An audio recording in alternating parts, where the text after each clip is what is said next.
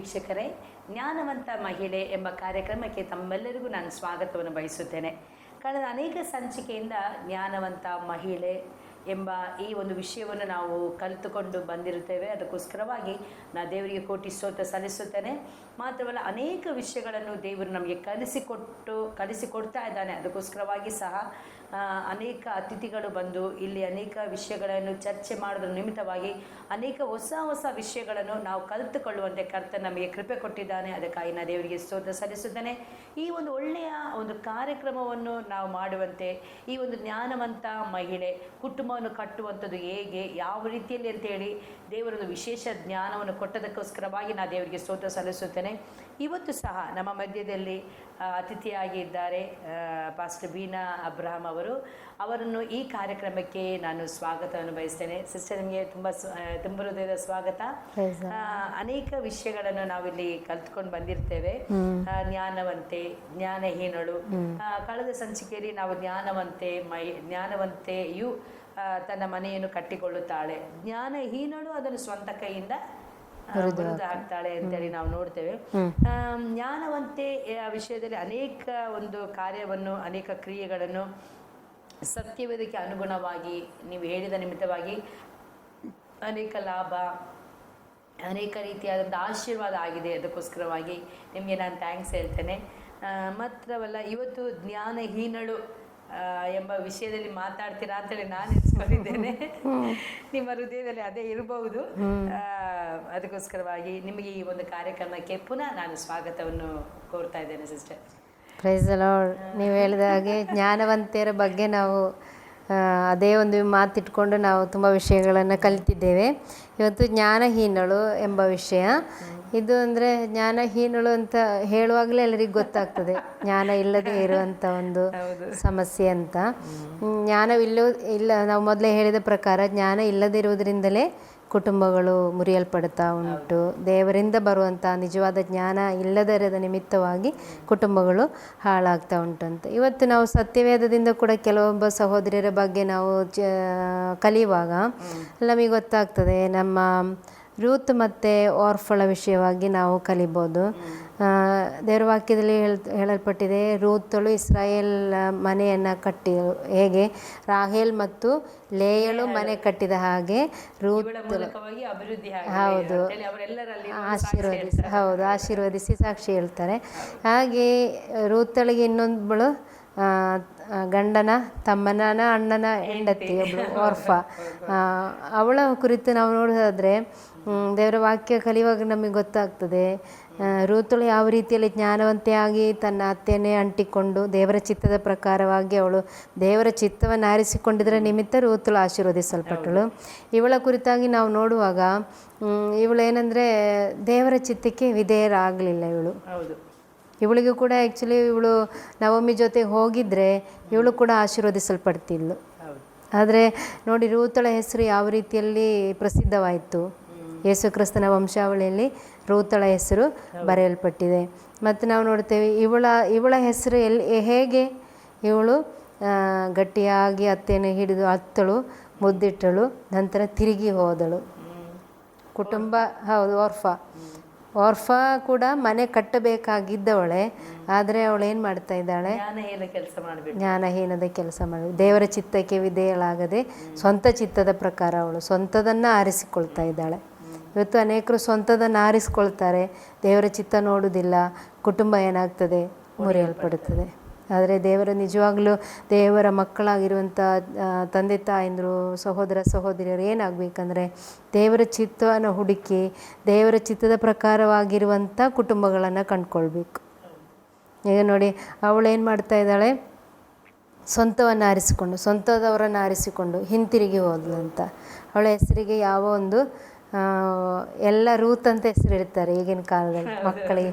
ಆರ್ಫ ಅಂತ ಹೆಸರಿಟ್ಟಿದ್ದು ನಾನು ಕೇಳಲಿಲ್ಲ ಯಾರು. ಹೌದು, ಆರ್ಫ ಅಂದರೆ ನಾವು ನೋಡ್ತೇವೆ ಅವಳೊಂದು ನೀವು ಹೇಳಿದಾಗೆ ಜ್ಞಾನಹೀನವಾದಂಥ ಒಂದು ಕೆಲಸವನ್ನು ಅವಳು ಮಾಡಿ ತನ್ನ ಕುಟುಂಬನ ಕಟ್ಟುವುದನ್ನು ಬಿಟ್ಟು ಅವಳೇನು ಮಾಡಿದ್ಲು, ಅದನ್ನು ಮುರಿದು ಹಾಕಿದ್ಲು ಅಂತ ನಾವು ನೋಡ್ತಾ ಇದ್ದೇವೆ. ಅಲ್ಲಿ ಒಂದು ಅವಳು ಅವಿಧೇಯತೆ ಕೂಡ ನಾವು ನೋಡ್ತೇವೆ ಅವಳಲ್ಲಿ. ಅವಳು ದೇವರ ಚಿತ್ತಕ್ಕೆ ವಿಧೇಯಳಾಗಿ ಇದ್ದಿದ್ದರೆ ಅವಳ ಕುಟುಂಬ ಕೂಡ ಅವಳಿಂದ ಕೂಡ ಸಂತಾನಗಳು ಪ್ರಸಿದ್ಧರಾಗ್ತಿದ್ರು. ಯಾವ ರೀತಿಯಲ್ಲಿ ರೂತಳ ವಂಶಾವಳಿ ಹೇಗೆ ಪ್ರಸಿದ್ಧವಾಯಿತು ಅದೇ ಪ್ರಕಾರ. ಆದರೆ ಇವಳು ಅದಕ್ಕೆ ಕಿವಿಗೊಡದೆ ಏನು ಮಾಡ್ತಾ ಇದ್ದಾಳೆ, ಆಯಿತು ಅತ್ತೆ ಹೇಳಿದರು ನೀನು ಹೋಗಮ್ಮ ಅಂತ ಹೇಳಿದರು, ಆಯಿತು. ಇಬ್ಬರು ಒಟ್ಟಿಗೆ ಇಟ್ಟು ನಾವು ಕಲಿಯುವಾಗ ರೂತಳಿಗೆ ಸಹ ಹೇಳಿದ್ದಾರೆ ನವೊಮ್ಮಿ, ಇಬ್ಬರಿಗೂ ಸಹ ಒಂದೇ ಮಾತು ಹೇಳಿದರು. ಆದರೆ ರೂತಳು ಏನು ಮಾಡ್ತಾ ಇದ್ದಾಳೆ, ನಾನು ನಿನ್ನನ್ನು ಬಿಟ್ಟು ಹೋಗಲ್ಲ ಅಂತ ತೀರ್ಮಾನ. ಇವಳಾದರೆ ಏನು ಆರ್ಫ ಏನು ಮಾಡ್ತಾ ಇದ್ದಾಳೆ, ಆಯಿತು ಕೇಳಿದ್ದೇ ತಡ, ನೀನು ಹೋಗು ಅಂತ ಅತ್ತೆ ಹೇಳಿದ್ದೇ ತಡ, ಒಂದು ಸ್ವಲ್ಪ ಹತ್ತು ಬಿಟ್ಲು, ಸ್ವಲ್ಪ ಒಂದು ಮುದ್ದೆಲ್ಲ ಕೊಟ್ಲು, ಆಮೇಲೆ ಒಂದು ಕಪಟ ಪ್ರೀತಿ ತೋರಿಸಿಲ್ಲ ಅಂತ ಹೇಳ್ಬೋದು ಅಷ್ಟೇ. ಬಿಟ್ಟರೆ ಅವಳೇನು ಮಾಡ್ತಾ ಇದ್ದಾಳೆ, ಹೊರಟು ಹೋಗ್ತಾ ಇದ್ದಾಳೆ, ಜ್ಞಾನವಿಲ್ಲದೆ ಇರುವಂತ. ಅಂದ್ರೆ ಇದು ಎಂತ ಓರ್ಫ ಇದೆಂತ ರೋಗಿ ಬಯಸಿದ್ದು ವೈದ್ಯ ಹೇಳಿ ಹಾಲು ಅನ್ನ ಅಂತೇಳಿ ಅವಳು ಅದನ್ನೇ ಬಯಸ್ತಾ ಇದ್ಲೇನು. ಅಂದ್ರೆ ಇಬ್ಬರು ಸಹ ಮಕ್ಕಳು, ಅಂದ್ರೆ ಇದು ನವಮಿ ಇದು ಮಕ್ಕಳಿಬ್ಬರು ಸಹ ಸತ್ತೋದ್ರು. ಇಬ್ಬರು ಸತ್ತೋದ್ಮೇಲೆ ಈ ಮುದುಕಿ ಜೊತೆಲಿ ಹೋದ್ರೆ ನನಗೆ ಏನ್ ಸಿಗ್ತದೆ ಅಂದ್ರೆ ಅವಳು ದೇವರ ಮೇಲೆ ಹೆಚ್ಚಾಗಿ ಭರವಸೆ ಆದುಕೊಳ್ಳುವುದಕ್ಕಿಂತ ಅವಳು ಸ್ವಂತ ಇಚ್ಛೆ ಅಂದ್ರೆ ಸ್ವಂತವಾದಂತ ಕಾರ್ಯ, ಸ್ವಾರ್ಥತೆಯನ್ನು ಅವಳು ಅಲ್ಲಿ ಪ್ರಕಟಪಡಿಸಿದ್ಲು. ಅಲ್ಲ, ಆದ್ರೆ ಸ್ವಾರ್ಥತೆ ಪ್ರಕಟಪಡಿಸಿದ ನಿಮಿತ್ತವಾಗಿ ಸತ್ಯವೇದದಲ್ಲಿ ರೂತಳ ನಂತರವಾಗಿ ಯಾವ ಪುಸ್ತಕದಲ್ಲಿ ಸಹ ಓರ್ಫಳ ಹೆಸರು ಇಲ್ಲ. ಹೌದು ಹೌದು. ಆದ್ರೆ ರೂತ್ ಅದನ್ನ ಅವಳು ಹಾಗೆ ಮಾಡ್ಲಿಲ್ಲ. ಅವಳು ದೇವರ ಮೇಲೆ ಪರಿಪೂರ್ಣವಾಗಿ ಆತ್ಕೊಂಡ್ಲು. ಅವಳು ಹೇಳಿದ್ಲು ಅತ್ತೆಗೆ ಒಂದೇ ಒಂದು, ಅದು ನನಗೆ ತುಂಬಾ ಇಷ್ಟ. ಅವಳ ಆ ಒಂದು ರೂತಳ ಒಂದು ಇದು ಮಾತು, ಅವಳ ಡೆಡಿಕೇಶನ್, ಸಮರ್ಪಣೆ. ಅವಳು ಹೇಳ್ತಾಳೆ, ನಿನ್ನ ದೇವರೇ ನನ್ನ ದೇವರು, ನಿನ್ನ ಅಂದ್ರೆ ಆಕೆಗೆ ಬಿಟ್ಟು ಹಿಂದಿರುಗಬೇಕು ನನ್ನ ಒತ್ತಾಯ ಪಡಿಸಬೇಡ, ನಿನ್ನನ್ನು ಬಿಟ್ಟು ಹೋಗ್ಬೇಕು ಅಂತ ಹೇಳಿ ನನಗೆ ಹೇಳ್ಬೇಡಿ ಅಮ್ಮ. ನೀವು ಎಲ್ಲಿ ಹೋಗ್ತೀರಾ, ನೀವು ಎಲ್ಲಿ ಹೋಗ್ತೀರಾ, ನೀನು ಎಲ್ಲಿಗೆ ಹೋದರೂ ನಾನು ವಾಸಿಸುವೆನು, ನಿನ್ನ ಜನರೇ ನನ್ನ ಜನರು, ನಿನ್ನ ದೇವರೇ ನನ್ನ ದೇವರು, ನೀನು ಸಾಯುವಲ್ಲೇ ನಾನು ಸಾಯುವೆನು, ಅಲ್ಲಿ ನನಗೆ ಸಮಾಧಿ ಆಗಲಿ, ಮರಣದಿಂದಲ್ಲದೆ ನಾನು ನಿನ್ನನ್ನು ಅಗಲಿದರೆ ಯೆಹೋವನು ನನಗೆ ಬೇಕಾದನ್ನು ಮಾಡಲಿ. ಅಂದ್ರೆ ನೋಡಿ, ಆಕ್ಚುಲಿ ಅವಳು ಬಿಲೀವರ್, ಅಂದ್ರೆ ಅವಳು ಇಸ್ರಾಯೇಲ್ ಅಲ್ಲ, ಅವಳು ಮೊವಾಬ್ ಹೌದು ಅಲ್ಲ. ಇವರು ಮೊವಾಬಿಗೆ ಬಂದ ನಿಮಿತ್ತವಾಗಿ ಅಲ್ಲಿಯ ಒಂದು ಸಂಬಂಧ ಅವಳಿಗೆ ಸಿಕ್ಕಿತು. ನವಮಿಯಲ್ಲಿ ಅವರು ಬಂದ ಬರ ಬಂತು ಇಸ್ರಾಯೇಲ್ ಬೇತೇಲಲ್ಲಿ. ಹಾಗೆ ಅವರು ಅದನ್ನ ಬಿಟ್ಬಿಟ್ಟು ಇಲ್ಲಿ ಬಂದ್ರು. ಇಲ್ಲಿ ಬಂದಾಗ ಅವರ ನವಮಿ ಗಂಡ ಸತ್ತೋದ್ರು, ಇಬ್ರು ಗಂಡು ಮಕ್ಕಳು ಸತ್ತೋದ್ರು. ಅಲ್ಲಿ ನೋಡಿ ಅವಳ ಅತ್ತೆಯನ್ನು ಗಮನಿಸ್ತಾ ಇದ್ಲು ರೂತಳು. ಇಬ್ರು ಗಮನಿಸಿದ್ದರು. ಆದ್ರೆ ಒಬ್ಳು ಜ್ಞಾನವಂತಳಾದ್ಲು, ಒಬ್ಳು ಅಂದ್ರೆ ಒಂದೇ ಕುಟುಂಬ. ನಾನು ಹೇಳುವಂತದ್ದು ಒಂದೇ ಕುಟುಂಬದಲ್ಲಿ ಇವರಿಬ್ರು ಇದ್ರು. ಇವರಿಬ್ರು ಒಂದೇ ಕುಟುಂಬದಲ್ಲೇ ಇದ್ದವರು, ಬೇರೆ ಏನಿಲ್ಲ. ಅವರಿಬ್ರು ಅನ್ಯರ ಕುಟುಂಬದಿಂದಾನೇ ಈ ಒಂದು ಕುಟುಂಬಕ್ಕೆ ಬಂದರು. ಆದ್ರೆ ಆ ಅತ್ತೆಯ ಎಲ್ಲ ಸ್ವಭಾವಗಳನ್ನು ಇವರು ಗಮನಿಸಿದ್ರು.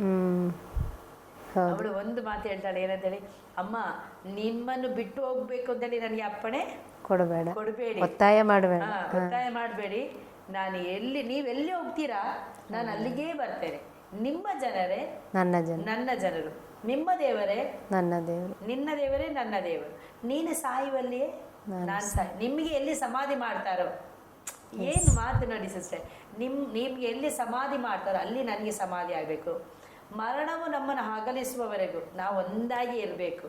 ಆ ಒಂದು ಡೆಡಿಕೇಶನ್ ಇದ್ದ ನಿಮಿತ್ತವಾಗಿ, ಆ ಒಂದು ಸಮರ್ಪಣೆ ಇದ್ದ ನಿಮಿತ್ತವಾಗಿ ಯೇಸು ಕ್ರಿಸ್ತನ ವಂಶಾವಳಿಯಲ್ಲಿ ರೂತಳ ಹೆಸರು ಬಂತು ಅಲ್ಲ. ಖಂಡಿತ. ಅಂದ್ರೆ ಅವಳು ಜ್ಞಾನವಂತಳಾಗಿದ್ದು, ಜ್ಞಾನವಂತಳು ಅಂದ್ರೆ ಅಲ್ಲಿ ಒಂದು ಅವಳ ದೇವರ ಭಯ. ನವಮಿ ಜೀವಿತದಲ್ಲಿ ಅವಳು ಎಲ್ಲವನ್ನು ಗಮನಿಸಿದ್ದು, ಅವಳ ಸಾಕ್ಷಿ ಗಮನಿಸಿದ್ಲು, ಅವಳ ನಡೆ, ಅವಳ ನುಡಿ. ಆ ಒಂದು ಇಕ್ಕಟ್ಟಿನ ಪರಿಸ್ಥಿತಿಯಲ್ಲಿ ಸಹ ನವಮಿಯಲ್ಲಿ ಮಾನಸಾಂತರ ಹೊಂದಿ ದೇವರು ನಮ್ಮ ಊರನ್ನು ಕನಿಕರ ತೋರಿಸಿದ್ದಾನೆ ಅಂತ ಹೇಳಿ ಪುನಃ ಅವಳು ಹಿಂತಿರುಗಿ ಹೋಗ್ಬೇಕಾದ್ರೆ ಅವಳು ಆಗ ಕೇಳ್ತಾಳೆ, ನಾನು ಹೋಗ್ತೇನೆ ಅಲ್ಲ, ನಿಮ್ಗೆ ಬರ್ಲಿಕ್ಕಿದ್ರೆ ಬನ್ನಿ, ಆದರೆ ನಾನು ಬರಬೇಕಂತ ಹೇಳಲ್ಲ, ನೀವು ನಿಮ್ಮ ಸ್ವಂತ ದೇಶಕ್ಕೆ, ನಿಮ್ಮ ತಂದೆಯ ಮನೆ ಕಡೆ, ಆ ದೇವರುಗಳ ಕಡೆಗೆ ಹೋಗ್ರಿ ಅಂತೇಳಿ ಅತ್ತೇನೂ ಕೂಡ ಒಂದು ಸ್ವಲ್ಪ ಅವರಿಗೆ ಪ್ರೋತ್ಸಾಹ ಮಾಡಿದರು. ಏನು, ಹೋಗೋದಾದರೆ ಹೋಗಿ, ನಿಮ್ಮ ದೇವರ ಹತ್ರನೇ ಹೋಗಿ, ದೇವರುಗಳ ಬಳಿಗೆ ಹೋಗಿ ಅಂತ ಹೇಳ್ತಾ ಇದ್ದಾಳೆ. ಆದರೆ ಅದು ನೀವು ಹೇಳಿದಾಗೆ ರೂತಳಲ್ಲಿ ನೋಡಿ, ಇಬ್ಬರಿಗೆ ಸಹ ಒಂದೇ ಮಾತು ಬಂತು, ಆದರೆ ಇಬ್ಬರು ತಕ್ಕೊಂಡಿದ್ದು ಬೇರೆ ಬೇರೆ.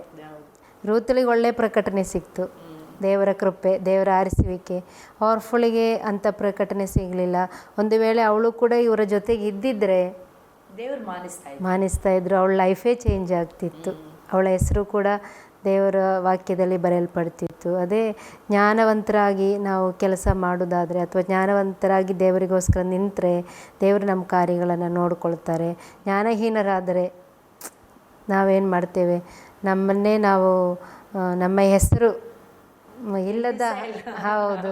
ಇಲ್ಲದೆ ಹೋಗಿ ಬಿಡುತ್ತದೆ.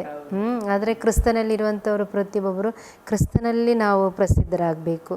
ಕ್ರಿಸ್ತನು ಕೊಡುವ ಜ್ಞಾನದಿಂದ ನಾವು ತುಂಬಲ್ಪಡುವಾಗ ನಮ್ಮಲ್ಲಿರುವ ಜ್ಞಾನಹೀನತೆ ಎಲ್ಲ ಹೋಗಬೇಕು.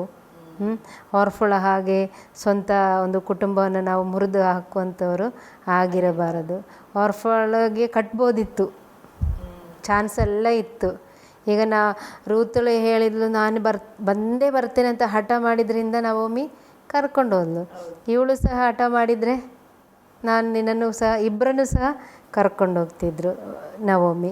ಆದರೆ ಇವಳು ಅದಕ್ಕೆ ಕಿವಿಗೊಡದೆ ಏನು ಮಾಡ್ತಾ ಇದ್ದಾಳೆ, ಜ್ಞಾನಹೀನಳಾಗಿ ಅವಳು ಮುಂದೆ ಹೋಗೋದನ್ನು ನಾವು ನೋಡ್ತಾ ಇದ್ದೇವೆ. ಮತ್ತು ನಾವು ಇವರ ಕುರಿತಾಗಿ ನೋಡುವಾಗ ರೂತಳಿಗೆ ದೇವರ ಆಶೀರ್ವಾದ ಹೇಗೆ ಸಿಕ್ಕಿತ್ತು, ಇವಳಿಗೆ ದೇವರ ಆಶೀರ್ವಾದ ದೊರಕಲೇ ಇಲ್ಲ. ಇವಳ ಹೆಸರೇ ಇನ್ನೂ ಅಲ್ಲಿ ನೀವು ಹೇಳಿದಾಗೆ ಮತ್ತೆ ಎಲ್ಲೂ ಸಹ ಬರೆದಿದ್ದೇ ಇಲ್ಲ, ಎಲ್ಲೂ ನೋಡಲೂ ಇಲ್ಲ. ಅದೇ ನಾವು ಹೇಳಿದ ಪ್ರಕಾರ ಯಾರೂ ಸಹ ಇನ್ನೂ ಹೆಸರು ಇದುವರೆಗೂ ಇಡಲೂ ಇಲ್ಲ ಅಲ್ವಾ. ನಾವು ಅವರವರ ಮಕ್ಕಳಿಗೆ ಸತ್ಯವೇದದಿಂದ ಅನೇಕ ಹೆಸರುಗಳೆಲ್ಲ ಇಟ್ಕೊಳ್ತಾರೆ. ಆದರೆ ಇದು ನೋಡಿದರೆ ಜ್ಞಾನಕ್ಕೆ ವಿರುದ್ಧವಾದ ಕಾರ್ಯವನ್ನು ಇಲ್ಲಿ ಇವಳು ಆರ್ಫಳು ಮಾಡುವುದನ್ನು ನಾವು ನೋಡ್ತಾ ಇದ್ದೇವೆ. ಅದೇ ಜ್ಞಾನಹೀನಳು ತನ್ನ ಮನೆಯನ್ನು ಸ್ವಂತ ಕೈಯಿಂದ ಮುರಿದು ಹಾಕ್ತಾಳೆ ಅಂತ. ಜ್ಞಾನವಿಲ್ಲದೆ ಮಾಡುವಂಥ ಕೆಲಸಗಳಿಂದ ಕುಟುಂಬಗಳು ಮುರಿಯಲ್ಪಡುತ್ತವೆ. ಅದೇ ಜ್ಞಾನವುಳ್ಳವರಾಗಿ ದೇವರ ವಾಕ್ಯದಲ್ಲಿ ಸ್ವಾಮಿ ಹೇಳಿದ್ದಾರೆ, ನೀವು ಸರ್ಪದ ಹಾಗೆ ಜಾಣರಾಗಿರಿ, ಬುದ್ಧಿಯುಳ್ಳವರಾಗಿರಿ, ಪಾರಿವಾಳದ ಹಾಗೆ ನಿಷ್ಕಪಟಿಗಳಾಗಿರಿ. ಈ ಲೋಕದಲ್ಲಿ ನಾವು ಬದುಕಬೇಕಾದರೆ ನಮಗೆ ದೇವರು ಕೊಡುವ ಜ್ಞಾನ ಬೇಕೇ ಹೊರತು ನಮಗೆ ಲೋಕದ ಜ್ಞಾನ ಇಲ್ಲ. ಲೋಕದ ಜ್ಞಾನದಾದರೆ ನಾವು ಹುಚ್ಚರು ಅಂತ ದೇವರ ವಾಕ್ಯದಲ್ಲಿ ಹೇಳ್ಪಟ್ಟಿದೆ. ನಮಗೆ ಲೋಕದ ಜ್ಞಾನ ಇದ್ದು ಏನು ಉಪಯೋಗ ಇಲ್ಲ, ಲೋಕದಲ್ಲಿ ಅಷ್ಟೇ ಮುಗಿಯುತ್ತದೆ. ಆದರೆ ದೇವರು ಕೊಡುವ ಜ್ಞಾನ ಆದರೆ ಲೋಕದಲ್ಲಿಯೂ ಇರುತ್ತದೆ, ಬರಲಿಕ್ಕಿರುವಂಥ ಲೋಕದಲ್ಲಿ ಪರಲೋಕದಲ್ಲಿಯೂ ಕೂಡ ದೇವರು ಆ ಜ್ಞಾನವನ್ನು ಕೊಟ್ಟು ನಡೆಸ್ತಾರೆ. ಅದರ ಫಲ ನಾವು ಅಲ್ಲಿ ಕಾಣಲಿಕ್ಕೆ ಸಾಧ್ಯ ಆಗ್ತದೆ ಅಂತ ನೋಡ್ತೇವೆ. ಮತ್ತು ಇನ್ನೊಬ್ಬ ಸಹೋದರಿ ಬಗ್ಗೆ ನಾವು ನೋಡುವಾಗ ಸತ್ಯವೇದದಲ್ಲಿ ಹನ್ನ ಮತ್ತು ಪೆನಿನ್ನಳ ಬಗ್ಗೆ ನಾವು ನೋಡ್ತಾ ಇದ್ದೇವೆ. ಹನ್ನಳು ದೇವರ ಭಕ್ತಿಯಲ್ಲಿ ಒಬ್ಬರ ಹೆಂಡತಿ, ಇಬ್ಬರು ಸಹ ಹೆಂಡತಿಯರು. ನಮ್ಮ ಅವರ ಹೆಸರು ಎಲ್ಕಾನನ ಹೆಂಡತಿಯರು ಇಬ್ಬರು. ಆದರೆ ಹನ್ನ ನೋಡಿ ಹೇಗಿದ್ದಾಳೆ, ಭಯಭಕ್ತಿ ಇತ್ತು. ಹೌದು, ಗಂಡನ ಮೇಲೆ ಪ್ರೀತಿ, ಗಂಡನಿಗೂ ಸಹ ಅವಳ ಮೇಲೆ ಪ್ರೀತಿ. ಇವಳು ಏನು ಮಾಡ್ತಾ ಇದ್ದಾಳೆ, ನಾವು ಒಂದು ಜ್ಞಾನಹೀನ ಕೆಲಸ ಪೆನಿನಳು ಮಾಡಿದ್ದು, ಚುಚ್ಚುವಂಥದ್ದು, ಹೀನೈಸುವಂಥದ್ದು. ನೋಡು, ನೀನು ಬಂಜೆ, ಡೈರೆಕ್ಟಾಗಿ ಮಾತಾಡಿಬಿಡೋದು, ನೀನು ಬಂಜೆ, ನಿನಗೇನು ಮಕ್ಕಳಾಗೋದಿಲ್ಲ, ನೋಯಿಸುವಂಥ ಒಂದು ಸ್ವಭಾವ, ಜ್ಞಾನಹೀನವಾದ ಒಂದು ಕೆಲಸ ಅಲ್ಲಿ ಅವಳು ಮಾಡ್ತಾ ಇದ್ದಾಳೆ. ಅದರ ನಿಮಿತ್ತವಾಗಿ ಅವಳ ಹೆಸರು ಕೂಡ ಅಲ್ಲಿ ಏನಾಯ್ತಂದರೆ ಬರಲೇ ಇಲ್ಲ, ಅದು ಹಾಗೇ ಮುಚ್ಚೋಯ್ತು.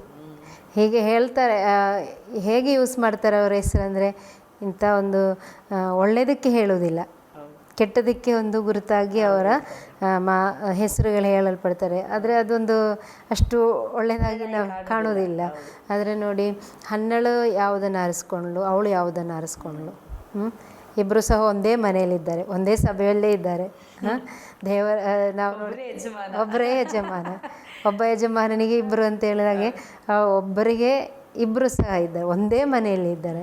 ಆದರೆ ಅವಳು ಜ್ಞಾನಹೀನವಾದ ಕೆಲಸವನ್ನು ಮಾಡಿ ಇವಳನ್ನು ನೋಯಿಸಿ, ಇವಳಿಗೆ ಚುಚ್ಚಿ, ಇವಳ ಕಣ್ಣಿಂದ ಕಣ್ಣೀರು ಬರೆಸಿ ಅವಳ ಏನು ಮಾಡ್ತಾ ಇದ್ದಾಳೆ, ಅವಳಿಗೆ ಪೆಟ್ಟು ಕೊಡ್ತಾ ಇದ್ದಾಳೆ ಮಾತಿನ. ಜ್ಞಾನಹೀನರ ಸ್ವಭಾವ ಅದು. ಹೌದು, ಅಂದರೆ ಜ್ಞಾನವಂತರಾಗಿ ಮಾಡೋದಿಲ್ಲ. ನೋಡಿ, ನಿಮಗೆ ಉದಾಹರಣೆ ನಾನು ಹೇಳ್ತೇನೆ. ಈಗ ಜ್ಞಾನವಂತರು ಅಂದರೆ, ಈಗ ಉದಾಹರಣೆ ಇದಾಗಿರಲ್ಲ, ಈಗ ಒಂದು ಜ್ಞಾನವಂತೆ ನಾನು ಆಗಿದ್ದೇನೆ ಅಂತ ಹೇಳಿದ್ರೆ, ಈಗ ನೀವೇನಾದ್ರೂ ನನಗೆ ನೋವು ಮಾಡ್ತೀರಾ, ನೋವು ಮಾಡಿದಾಗ ಆಗ್ಲೇ ನಾನು ರಿವೆಂಜ್ ತಕೊಳ್ಳೋದಿಲ್ಲ, ಸೇಡ್ ಆಗ್ಲೇ ನಾನು ತೀರಿಸ್ಕೊಳ್ಳೋದಿಲ್ಲ. ನಾನೇನ್ ಮಾಡ್ತೇನೆ, ಕಾಯ್ತಾ ಇರೋದು.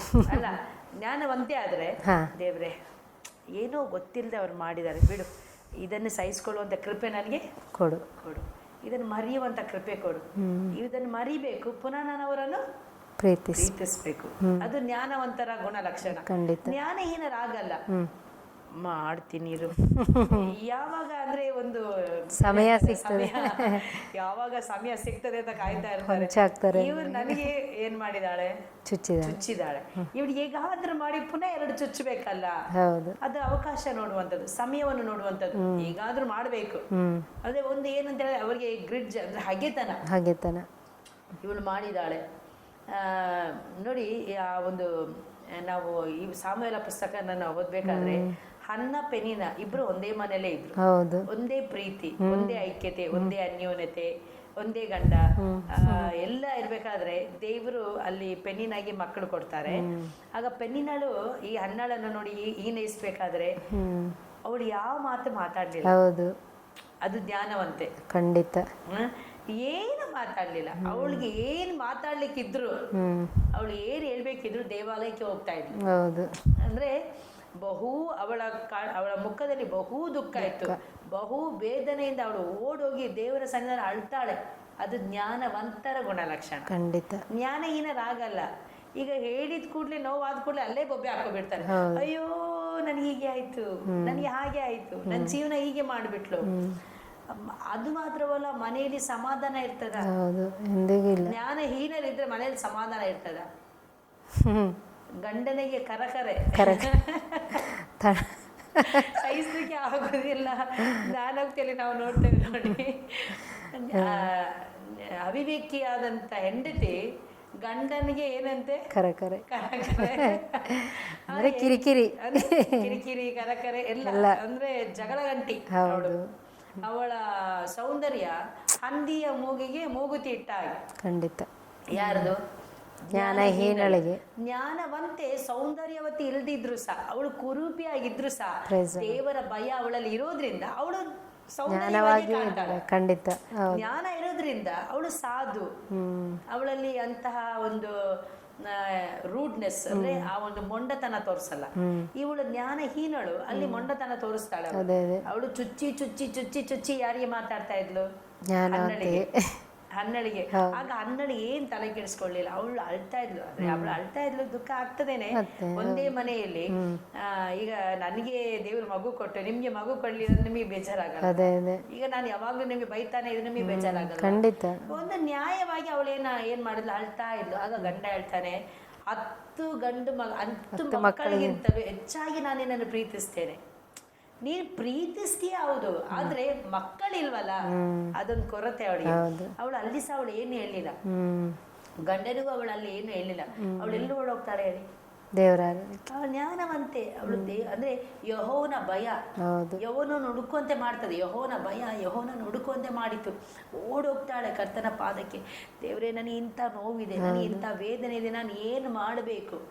ಅದೇ ಜ್ಞಾನಹೀನಳು ಪೆನ್ನಿನಳಾಗಿದ್ರೆ ಪೆನ್ನಿನಳಾಗಿದ್ರೆ ದೊಡ್ಡ ಗಲಾಟೆ, ಜಗಳ, ರಂಪಾಟ, ಮನೆಯಲ್ಲಿ ಸಮಾಧಾನ ಇಲ್ಲ, ನನಗೂ ಸಹ ಸಮಾಧಾನ ಇಲ್ಲ, ಎಲ್ಲರಿಗೂ ಒಂದು ರೀತಿಯ ಅಸಮಾಧಾನದ ವಾತಾವರಣ.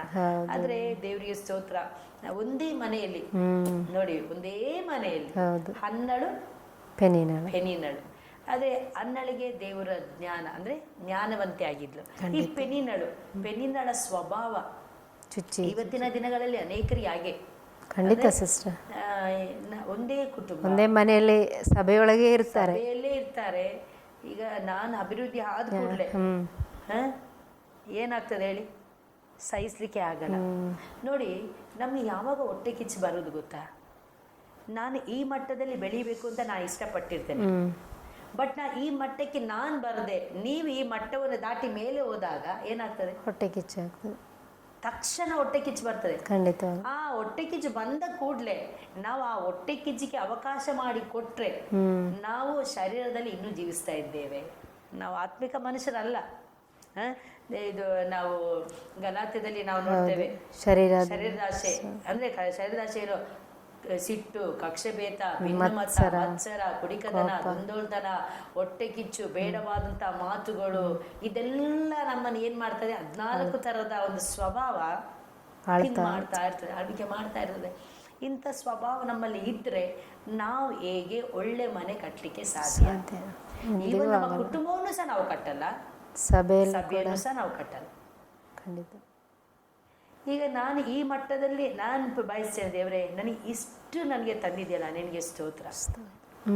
ನಿನ್ನ ಕೃಪೆ ಅಪ್ಪ. ನಾನು ಇಲ್ಲಿವರೆಗೆ ಬರ್ಲಿಕ್ಕೆ ನನಗೆ ಯಾವ ಯೋಗ್ಯತೆ ಇಲ್ಲ, ನನ್ನ ಸ್ವಭಾವ, ನನಗೆ ಯಾವ ಯೋಗ್ಯತೆ ಇಲ್ಲ ದೇವರೇ. ನನ್ನನ್ನು ಇಲ್ಲಿವರೆಗೆ ಬರ ಮಾಡಿದ್ಯಾ, ಇಲ್ಲಿವರೆಗೆ ಬರ ಮಾಡಿದ ನಿನ್ನ ಕೃಪೆ ಅಷ್ಟೇ. ಇದನ್ನು ದೇವರು ಈ ಒಂದು ಮಾತನ್ನ ನೋಡಿದ್ಮೇಲೆ ದೇವರು ಸುಮ್ಮನೆ ಇರಲ್ಲ. ದೇವರು ಏನ್ ಮಾಡ್ತಾನೆ, ಮತ್ತೆ ಇಷ್ಟು ನಂಬಿಗಸ್ತಳಾಗಿದ್ದಾಳೆ, ಇವಳನ್ನ ಹಾಗಾದ್ರೆ ನಾನು ಇಲ್ಲೇ ಇಡಬಾರ್ದು, ಇವಳನ್ನ ಇನ್ನೊಂದು ಸ್ಟೆಪ್ ಮೇಲೆ. ಅದು ದೇವರ ನೀತಿ ಸಿಸ್ಟರ್. Praise the lord. ಖಂಡಿತ ಅಲ್ಲ. ಆ ದೇವರ ನೀತಿ ಇದ್ದ ನಿಮಿತ್ತವಾಗಿ ದೇವ್ರು ನಮ್ಮನ್ನ ಏನ್ ಮಾಡಲ್ಲ, ಕೆಳಗೆ ಪುನಃ ನಾವೇನ್ ಮಾಡ್ತೀವಿ, ದೇವ್ರೆ ನೀನ್ ನನಗೆ ಇಲ್ಲಿವರೆಗೆ ನಡ್ಸ್ಕೊಂಡು ಬಂದಿದ್ಯಾ, ನಿನ್ನ ಕೃಪೆ, ನಿನ್ನ ದಯೆ, ನೀನ್ ಎಷ್ಟು ಒಳ್ಳೆಯವನು ಅಂತೇಳಿ ನಾವು ದೇವರನ್ನು ವರ್ಣಿಸುತ್ತಾ ಸ್ತುತಿಸ್ಬೇಕಾದ್ರೆ ದೇವ್ರು ಏನ್ ಮಾಡ್ತಾನೆ, ಪುನಃ ನಮ್ಮ ವಿಷಯದಲ್ಲಿ ಮನ ಮರಗ್ತಾರೆ. ಅವ್ರು ಏನ್ ಮಾಡ್ತಾನೆ, ಪುನಃ ನಮ್ಮನ್ನ ಮೇಲೆ ಕೆತ್ತುತ್ತಾರೆ. ಈಗ ಮೇಲೆತ್ತುತ್ತಾ ಮೇಲೆಗೆ ಎತ್ತುತ್ತಾ ನಾವು ನಮ್ಮ ಸ್ವಂತ ಪ್ರಯತ್ನದಿಂದ ಅಲ್ಲ, ದೇವರ ಕೃಪೆಯಿಂದ ನಾವು ಮೇಲೆ ಹೋಗ್ತಾ ಇದ್ದೇವೆ. ಬಟ್ ಒಂದೇ ಸಭೆಯಲ್ಲಿ ಪೆನ್ನಿನಲ್ಲಿದ್ದಾಳೆ, ಏನ್ ಮಾಡ್ತಾರೆ, ಚುಚ್ತಾ ಇರ್ತಾಳೆ. ಇವಳಿಗೇನೋ ಯಾರ್ದೋ ಸಂಬಂಧ, ಯಾರ್ದೋ ಕೈವಾಡ ಇದೆ, ಅದಕ್ಕೆ ಇವಳು ಏನಾಗ್ತಾ ಇದ್ದಾಳೆ, ಮೇಲ್ ಬರ್ತಾ ಇದ್ದಾಳೆ. ಇವಳು ಅಲ್ಲ, ಇಷ್ಟು ಬೇಗ ಇವರು ಮೇಲೆ ಬರ್ಲಿಕ್ಕೆ ಕಾರಣ ಏನೋ ಬೇಡದೇ ಇರೋ ಕೆಲಸ ಮಾಡ್ತಾರೆ, ಹಾಗೆ ಹೇಳೋದು ಲೋಕ. ಏನೋ ಉಂಟು ಇವಳ ರಹಸ್ಯ. ಆದ್ರೆ ನಮ್ಮ ರಹಸ್ಯ ಏನು ಒಂದೇ, ಹನ್ನಳ ರಹಸ್ಯ ಒಂದೇ, ದೇವರ ಸನ್ನಿಧಾನದಲ್ಲಿ ಹೋಗಿ ಅಳುವಂಥದ್ದು. ಪೆನ್ನಿನಳ ಸ್ವಭಾವ ಏನು, ಚುಚ್ಚುವಂಥದ್ದು. ಹಾಗೆ ನಾವು ತುಂಬಾ ಜಾಗ್ರತೆಯಿಂದ ಇರಬೇಕು. ಹೌದು, ಜ್ಞಾನಹೀನರು ಮಾಡುವಂಥ ಕೆಲಸ ನೀವು ಹೇಳಿದಾಗೆ ಚುಚ್ಚುವಂಥ. ದೇವರ ವಾಕ್ಯದಲ್ಲಿ ಜ್ಞಾನೋಕ್ತಿಯಲ್ಲೇ ಬರಿದೆ, ಕತ್ತಿಗಿಂತಲೂ ತಿವಿಯುವಂಥ ಮಾತು, ಅದಕ್ಕಿಂತಲೂ ಹೆಚ್ಚಾಗಿ ಅರಿತವುಳ್ಳಂಥ ಮಾತುಗಳನ್ನು ಆಡುತ್ತಾರೆ ಅಂತ ನೋಡಿ. ಕತ್ತಿಯಿಂದ ಚುಚ್ಚಿದ್ರೆ ಗಾಯ ಆಗ್ತದೆ, ಹೊರಗೆ ಗಾಯ ತೋರ್ತದೆ. ಮಾತಿನಿಂದ ಚುಚ್ಚಿದ್ರೆ ಒಳಗೆ ಗಾಯ ಆಗ್ತದೆ. ಒಳಗೆ ಗಾಯ ಆದರೆ ಹೊರಗೆ ಕಾಣಲ್ಲ. ಅವರೊಳಗೆ ಪಾಪ ಅವರು ಎಷ್ಟು ಕಷ್ಟಪಡ್ತಾರೆ ನೋವು. ಹನ್ನಳು ಹೇಗೆ ನೊಂದ್ಕೊಂಡ್ಳು, ಅವಳ ನೋವು, ಅವಳ ಗಾಯ ಹೊರಗೆ ಗಂಡನಿಗೂ ಗೊತ್ತಾಗಲಿಲ್ಲ. ಹೋಗಲಿ ದೇವರ ಆಲಯಕ್ಕೆ ಹೋದಾಗ ಪಾಸ್ಟ್ರಿಗೂ ಗೊತ್ತಾಗ್ತಾ ಇಲ್ಲ, ಯಾರು ನಮ್ಮ ಲೇವಿ ಯಾಜಕ, ಅವರಿಗೆ ಸಹ ಅಲ್ಲಿ ಗೊತ್ತಾಗಲಿಲ್ಲ. ಅವರು ತಪ್ಪಾಗಿ ತಿಳ್ಕೊಳ್ತಾ ಇದ್ದಾರೆ. ನಮ್ಮ ನೋವು, ನಮಗೆ ಇರುವಂಥ ಗಾಯ, ಇದನ್ನು ಕಟ್ಟುವಂಥದ್ದು, ಇದನ್ನು ನೋಡುವಂಥದ್ದು ಒಬ್ಬರೇ ಒಬ್ಬರು ದೇವರು. ಅದೇ ನೀವು ಹೇಳಿದ ಹಾಗೆ ದೇವರ ಸನ್ನಿಧಿಯಲ್ಲಿ ನಮ್ಮನ್ನು ತಗ್ಗಿಸಿಕೊಟ್ರೆ ಮಾತ್ರ, ನಾವು ಎಷ್ಟು ಮೇಲೆ ಹೋಗ್ತೇವೆ ಅಷ್ಟು ನಮ್ಮನ್ನು ತಗ್ಗಿಸಬೇಕು, ಆಗ ದೇವರು ಇನ್ನೂ ನಮ್ಮನ್ನು ಮೇಲಕ್ಕೆ ತರ್ತಾರೆ. ಹಾಗೆ ಪೆನ್ನಿಯಳ ಜೀವಿತದ ಪ್ರಕಾರ ನಾವು ಯಾವತ್ತೂ ಕೂಡ ಜ್ಞಾನಹೀನವಾದ ಕೆಲಸವನ್ನು ಮಾಡಬಾರ್ದು. ಜ್ಞಾನಹೀನ ಕೆಲಸ ಮಾಡಿದರೆ ನಾವೇ ನಮ್ಮ ಕೈಯಿಂದ ಮುರಿದಾಕಿ ಬಿಡ್ತಾ ಇದ್ದೀವಿ. ಸಂಬಂಧಗಳು ಮುರಿಯಲ್ಪಟ್ಟಿರುತ್ತೆ. ಈಗ ನೋಡಿ, ಇವತ್ತು ಕೂಡ ಒಂದೇ ಮನೆಯಲ್ಲಿ ಇರ್ತಾರೆ, ಏನು ಪ್ರೀತಿ ಇಲ್ಲ, ಆಚೆ ಈಚೆ ಹೊಡೆದಾಟ, ಅತ್ತೆ ಸೊಸೆ ಹೊಡೆದಾಟ, ಹೊಟ್ಟೆ ಕಿಚ್ಚು, ಬೇಡವಾದ ಮಾತುಗಳು, ಅಣ್ಣ ತಮ್ಮಂದರೆ ಹೆಂಡತಿಯರು ಆಚೆಗೆ ಈಚೆಗೆ ಸರಿ ಇಲ್ಲ, ಅಕ್ಕ ತಂಗಿಯರು ಸರಿ ಇಲ್ಲ, ಅಣ್ಣ ತಮ್ಮ ಸರಿ ಇಲ್ಲ. ಟೋಟಲಿ ಹೇಳಬೇಕಾದ್ರೆ ಯಾರು ಯಾವುದೇ ಎಲ್ಲ ಒಂದು ಗಲಿಬಿಲಿ, ಸಮಾಧಾನ ಇಲ್ಲದೆ ಇರುವಂಥ ಪರಿಸ್ಥಿತಿ. ಇದಕ್ಕೆಲ್ಲ ಕಾರಣ ಜ್ಞಾನವಿಲ್ಲದೆ ಇರುವಂಥದ್ದು. ನೀವು ಹೇಳಿದ ಸಾಕ್ಷಿ ನಾವು ಕಳೆದ ಸಂಚಿಕೆಗಳಲ್ಲಿ ಸುಮ್ಮನೆ ಇದ್ದರೆ ಎಷ್ಟು ಒಳ್ಳೆಯ ಆಗ್ತದೆ. ಆ ಬಾಯಲ್ಲಿ ನೀರು ಹಾಕ್ಕೊಂಡು ಹೇಗೆ ನುಗ್ತಾ ನನಗೆ ಸ್ವಲ್ಪ ಕಲಿಸ್ಕೊಟ್ಟಿದ್ದಕ್ಕೆ ಥ್ಯಾಂಕ್ಸ್. ನನಗೆ ಇನ್ನೊಬ್ರಿಗೆ ಹೇಳಲಿಕ್ಕೆ, ನನಗೆ ಅಲ್ಲ ಇನ್ನೊಬ್ಬರಿಗೆ ಅದು ಉದಾಹರಣೆ ಹೇಳ್ಬೋದಲ್ಲ. ಹಾಗೆ ನೋಡಿ, ನಾವು ಹಾಗೆ ನಮ್ಮನ್ನೇ ನಾವು ಕಂಟ್ರೋಲಲ್ಲಿ ಇಟ್ಕೊಳ್ಬೇಕು. ಯಾಕೆ ಆಗಲ್ಲ? ನಮಗೆ ಆಗ್ತದೆ. ದೇವರ ವಾಕ್ಯದಲ್ಲಿ ಯಾಕೋಬನ ಪತ್ರಿಕೆಯಲ್ಲಿ ನೋಡ್ತೇವೆ, ನಾಲಿಗೆ ಚಿಕ್ಕ ಅಂಗವಾದರೂ ದೊಡ್ಡ ಕಿಡಿ ದೊಡ್ಡದನ್ನು ಮಾಡ್ತದಂತೆ. ಆದರೆ ಯಾವ ರೀತಿಯಲ್ಲಿ ಒಂದು ಹಡಗನ್ನು ಒಂದು ಸಣ್ಣ ಒಂದು ಚುಕ್ಕಾಣಿಯಿಂದ ಕಂಟ್ರೋಲಿಗೆ ತರ್ತಾರಲ್ಲ, ಹಾಗೆ ನಮ್ಮ ನಾಲಿಗೆ ನಮಗೆ ಕಂಟ್ರೋಲ್ ಇಡಲಿಕ್ಕೆ ಆಗ್ತದೆ. ಹಾಗೇ ಆಗ್ತದೆ, ಅದು ಅಸಾಧ್ಯವೇನಲ್ಲ. ನಮ್ಮ ಕೈಯಲ್ಲಿ ದೇವರು ಕೊಟ್ಟಿದ್ದಾರೆ. ಹೇಗೆ ಸುಮ್ಮನೆ ಇರು, ದೇವರಿಗೆ ಸ್ತೋತ್ರ ಮಾಡು. ಚುಚ್ತಾ ಇದ್ದರೆ ಸ್ತೋತ್ರ ಮಾಡು. ನಮಗೆ ಯಾರಾದರೂ ಒಬ್ಬರು ಚುಚ್ಚಿದರೆ ನಾವು ದೇವರಿಗೆ ಇನ್ನೂ ಹೆಚ್ಚು ಸ್ತೋತ್ರ ಮಾಡ್ತೇವೆ, ದೇವರ ಹತ್ರ ಹೋಗ್ತೇವೆ ಅಲ್ವಾ. ಅದೇ ನಾವು ಜ್ಞಾನಹೀನರಾದ ಒಂದು ಕೆಲಸ ಮಾಡಲಿಕ್ಕೆ ಹೋಗಬಾರದು. ಹಾಗೆ ಮಾಡಿದ್ರೆ ನಿಮಿತ್ತವಾಗಿ ದೇವರ ನಾಮಕ್ಕೆ ದೂಷಣೆ ಆಗ್ತದೆ, ದೇವರ ನಾಮಕ್ಕೆ ದೂಷಣೆ ಆಗ್ತದೆ. ಸೈತಾನ ನಮ್ಮೊಳಗೆ ಇನ್ನೂ ಪ್ರವೇಶ ಮಾಡಿ ಇನ್ನೂ ಎಲ್ಲ ಚಲ್ಲಾಪಿಲ್ಲಿ ಮಾಡಿ ಹಾಕಲಿಕ್ಕೆ ನಾವೇ ಅವಕಾಶ ಮಾಡಿಕೊಡುವಂಥದ್ದಾಗಿರುತ್ತೇವೆ. ದೇವರ ಹಸ್ತಕ್ಕೆ ದೇವರ ತ್ರಾಣುಳ್ಳ ಹಸ್ತದ ಕೆಳಗೆ ನಮ್ಮನ್ನು ತಗ್ಗಿಸುತ್ತಾ ದೇವರು ನಮ್ಮನ್ನು ಮೇಲೆತ್ತುವಾಗ ಎಷ್ಟೋ ಆಶೀರ್ವಾದಗಳು ದೇವರು ಕೊಡ್ತಾರೆ ಖಂಡಿತವಾಗ್ಲೂ. ಇದು ನೀವು ಈಗ ಜಸ್ಟ್ ಹೇಳಿದಾಗೆ ಈಗ ನಾವು ಲಾಸ್ಟ್ ಸಂಚಿಕೆಯಲ್ಲಿ ನಾ ಹೇಳಿದೆ ನೋಡಿ, ಸಿಟ್ಟು ಬಂದಾಗ ಮೌನ ಆಗಿರಬೇಕು, ನೀರು ಬಾಯಲ್ಲಿ ಅಂತೇಳಿ. ಇನ್ನೊಂದು ಒಂದು ಚಿಕ್ಕ ಉದಾಹರಣೆ, ನನ್ನ ಹತ್ರ ಒಂದು ಸಹೋದರಿ ಬಂದರು. ಅವರು ಬಂದಾಗ ಅಂದರೆ ರಿಯಲ್ ಆದಂಥ ಒಂದು ಘಟನೆ, ಅವರು ಇದ್ದಾಗ ಒಂದು ವಿಷಯ ಅಲ್ಲಿ ಆಯಿತು. ಒಬ್ಬರು ಬಂದರು, ಅಲ್ಲಿ ಒಂದು ಗಂಡ ಹೆಂಡತಿ, ನಾನಿದ್ದೇನೆ, ಇನ್ನೊಬ್ರು ಸಿಸ್ಟರ್ ಇದ್ದಾರೆ.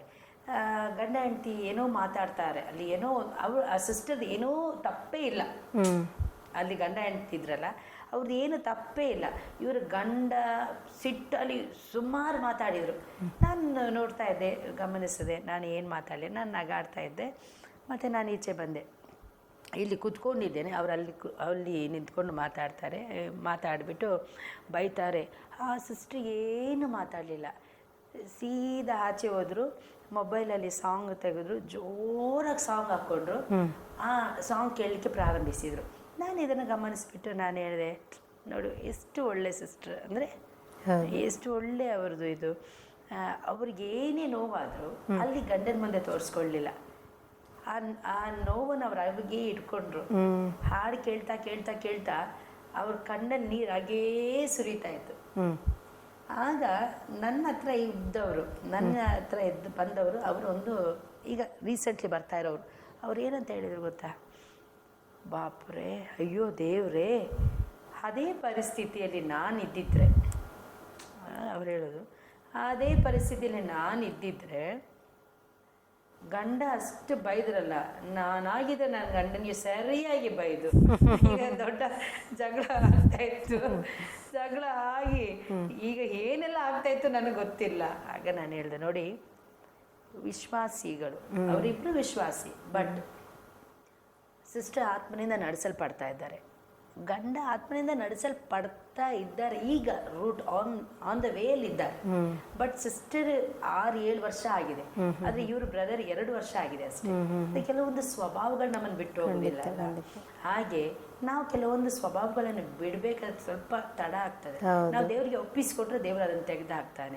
ಆಗ ಅವ್ರು ಹೇಳಿದ್ರು, ನಿಜವಾಗ್ಲೂ ಆ ಸಿಸ್ಟರ್ ತುಂಬ ಗ್ರೇಟ್ ಅಂತ ಹೇಳಿದರು. ಅಂದರೆ ನಾನು ಹೇಳುವಂಥದ್ದು, ನಮಗೆ ನೋವು ಮಾಡಿದ ಕೂಡಲೇ ನಮ್ಗೇನಾಗ್ತದೆ, ಸಿಟ್ಟು ಬರ್ತದೆ. ಸಿಟ್ಟು ಅವರಲ್ಲಿ ತೋರಿಸ್ಕೊಳ್ಳಿಲ್ಲ. ಅವರು ಸಿಟ್ಟು ಅವ್ರೇನು ಮಾಡಿದ್ರು, ದೇವರೇ ಇದನ್ನು ನಿಮ್ಮ ಹಸ್ತಕ್ಕೆ ಒಪ್ಪಿಸ್ಕೊಡ್ತಾನೆ. ಹಾಡು ತೆಗೆದ್ರು, ಹಾಕಿದ್ರು, ಜೋರಾಗಿ ಅಳ್ಲಿಕ್ಕೆ ಸ್ಟಾರ್ಟ್ ಮಾಡಿದ್ರು. ಅವರಲ್ಲಿದ್ದಂಥ ನೋವೆಲ್ಲ ನೀಗಿತು. ಅದು ಜ್ಞಾನವಂತೆ. ಖಂಡಿತ. ಜ್ಞಾನಹೀನಳು ಸ್ವಂತ ಕೈಯಿಂದ ಕುಟುಂಬವನ್ನು ಹೊಡೆದಾಕಿ ಏನಾದರೂ ಮಾಡಿ ಹೋಗ್ತಾ ಇದ್ಲು. ಹಾಗೆ ಈ ಸತ್ಯವೇದದಲ್ಲಿ ನಾವು ಧ್ಯಾನಿಸೋದು ತುಂಬಾ ಜನ ಇದ್ದಾರೆ, ತುಂಬಾ ಇದ್ದಾರೆ. ಯಾರೆಲ್ಲ ಸ್ವಂತ ಕೈ, ನೋಡಿ ಉದಾಹರಣೆಗೆ ನಾ ಹೇಳ್ತೇನೆ, ಈ ಯಾರವಳು ರಾಹಾಬಳು. ಈ ರಾಹಾಬಳು ನೋಡಿ, ಲೋಕದ ದೃಷ್ಟಿಯಲ್ಲಿ ಅವಳು ಅಜ್ಞಾನಿಯಾಗಿದ್ಲು, ಬಟ್ ದೇವರ ದೃಷ್ಟಿ ಅವಳು ಜ್ಞಾನವಂತೆ ಆದ್ಲು. ಆ ಒಂದು ಸಮಸ್ಯೆ ಬಂದ ನಿಮಿತ್ತವಾಗಿ ಅಲ್ಲಿ ಸೇವಕರನ್ನು ಅವಳು ಬಚ್ಚಿಟ್ಲು, ಯೌಶನನ್ನು ಮತ್ತೆ ಬಚ್ಚಿಟ್ಟ ನಿಮಿತ್ತವಾಗಿ ಅವಳೇನ್ ಮಾಡಿದ್ಲು, ಅವರು ಊರಿನವರೆಲ್ಲರೂ ಬಂದಾಗ, ಇಲ್ಲಿ ಗೂಢಾಚಾರರು ಬಂದಿದ್ರು, ಹೌದಾ ಅಲ್ವಾ ಅಂತೇಳಿ ಹೇಳಿದಾಗ ಅವಳು ಹೇಳಿಲ್ಲ ಏನಂತೇಳಿ, ನೀವು ಇಲ್ಲಿಂದ ಕೆಳಗಡೆ ಹೋಗ್ಬಿಡಿ, ನೀವು ಇದನ್ನು ನಾಶ ಮಾಡ್ಲಿಕ್ಕೆ ಬಂದಾಗ ನನ್ನ ಕುಟುಂಬವನ್ನು ನೀವು ಮರಿಬಾರ್ದು. ಆಗ ಅವ್ರು ಹೇಳಿದ್ರು, ನೀನು ಕೆಂಪು ದಾರವನ್ನು ಕಟ್ಟೆ. ಜ್ಞಾನವಂತೆ, ಖಂಡಿತ ಅಲ್ಲ, ಅವಳು ಜ್ಞಾನವಂತೆ ಆಗಿದ್ದು ಅವಳಲ್ಲಿ ಅವರನ್ನು ಕಾಪಾಡಿದ ನಿಮಿತ್ತವಾಗಿ ದೇವರು ಅವಳನ್ನು ಮರಿಲಿಲ್ಲ. ಸೇವಕರಿಗೆ ಕೊಡುವಂತ ಆ ಒಂದು ಮಾನವನ್ನು ಅವಳು ಕೊಟ್ಟ ನಿಮಿತ್ತವಾಗಿ ದೇವರು ಅಲ್ಲಿ ಮರೆಯದೆ ಅವಳನ್ನು ಸಹ ದೇವರ ವಂಶಾವಳಿಯಲ್ಲಿ ಕಂಡುಕೊಂಡು ಬಂದ್ರು. ಹಾಗೆ ನಾವು ಇದನ್ನು ಪುನಃ ದೇವರ ಚಿತ್ತ ಇದ್ರೆ, ಇದೇ ಒಂದು ಜ್ಞಾನಹೀನಳ ವಿಷಯಗಳು, ಅವಳ ಸ್ವಭಾವಗಳು, ಅವಳು ಯಾವ ರೀತಿಯಲ್ಲಿ ಅವಳ ಕುಟುಂಬವನ್ನು ಒಡೆದಾಕ್ತಾಳೆ, ಯಾವ ರೀತಿಯಲ್ಲೆಲ್ಲ ಆಗ್ತದೆ ಅಂತೇಳಿ ನಾವು ಮುಂದಿನ ಸಂಚಿಕೆಯಲ್ಲಿ ನಾವು ಧ್ಯಾನಿಸುವ. ಇದು ಇನ್ನೂ ಹೆಚ್ಚಾದಂಥ ಆಳವಾಗಿ ದೇವರಾತ್ಮನು ತಿಳಿಯಪಡಿಸುವುದಕ್ಕೋಸ್ಕರವಾಗಿ, ದೇವರಾತ್ಮನ ತಿಳಿಯಪಡಿಸುವಂಥದ್ದನ್ನು ನಿಮ್ಮ ಮುಂದೆ ಬಂದು ಹೇಳುವಾಗೆ ದೇವರು ನಮಗೆ ಇನ್ನೂ ಹೆಚ್ಚಾಗಿ ಕೃಪೆ ಕೊಡಲಿ ಅಂತೇಳಿ ನೀವು ಸಹ ಪ್ರಾರ್ಥಿಸಬೇಕಾಗಿ ನಾನು ಕೇಳಿಕೊಳ್ತೇನೆ. ಪ್ರಿಯ ವೀಕ್ಷಕರೇ, ಇಲ್ಲಿಯವರೆಗೂ ನಮ್ಮ ಈ ಕಾರ್ಯಕ್ರಮವನ್ನು ನೋಡುತ್ತಾ, ನಮ್ಮನ್ನು ಪ್ರೋತ್ಸಾಹಿಸುತ್ತಾ, ನಮಗೋಸ್ಕರವಾಗಿ ಪ್ರಾರ್ಥನೆ ಮಾಡಿದ್ದೀರಾ. ಅದಕ್ಕಾಗಿ ನಿಮ್ಮೆಲ್ಲರಿಗೂ ಸಹ ನನ್ನ ಹೃತ್ಪೂರ್ವಕವಾದ ವಂದನೆಯನ್ನು ನಾನು ಸಲ್ಲಿಸುತ್ತೇನೆ. ಮಾತ್ರವಲ್ಲ ಈ ಒಂದು ಕಾರ್ಯಕ್ರಮಕ್ಕೆ ನಾನು ಒಬ್ಬಳೇ ಒಂದು ಕೂತ್ಕೊಂಡಿದ್ರೆ ಇವ್ರಿಗೆ ಏನೋ ಆಗಿದೆ ಅಂತ ನೀವು ನೆನೆಸ್ಕೊಳ್ತೀರಾ. ಆದರೆ ನನ್ನ ಜೊತೆಯಲ್ಲಿ ಬಂದು ಇಲ್ಲಿಯವರೆಗೂ ಚರ್ಚೆ ಮಾಡಿ ಕೆಲವೊಂದು ವಿಷಯಗಳನ್ನು ನನಗೆ ತಿಳಿಸಿಕೊಟ್ಟಂತಹ ಪಾಸ್ಟರ್ ಬೀನಾ ಅಬ್ರಾಮ್ ಅವರಿಗೂ ಸಹ ನನ್ನ ಹೃತ್ಪೂರ್ವಕವಾದಂಥ ವಂದನೆಯನ್ನು ಈ ಆಸಿರ್ ಟಿವಿ ಪರವಾಗಿ ನಾನು ಸಲ್ಲಿಸ್ತಾ ಇದ್ದೇನೆ. ಪ್ರಿಯರೇ, ಇಲ್ಲಿಯವರೆಗೂ ನೀವು ಈ ಒಂದು ಕಾರ್ಯಕ್ರಮವನ್ನು ವೀಕ್ಷಿಸಿದ್ದೀರಿ, ಅದಕ್ಕೋಸ್ಕರವಾಗಿ ನಾನು ನಿಮಗೆ ವಂದನೆಯನ್ನು ಸಲ್ಲಿಸುತ್ತೇನೆ. ಇನ್ನೊಂದು ಅತಿಥಿಯವರೆಗೂ ನಿಮ್ಮ ಮುಂದೆ ಬರುವವರೆಗೂ ನಿಮ್ಮ ನೆಚ್ಚಿನ ಆಸಿರ್ ಟಿವಿಯನ್ನು ವೀಕ್ಷಿಸುತ್ತಾ ಇರಿ. ಧನ್ಯವಾದಗಳು.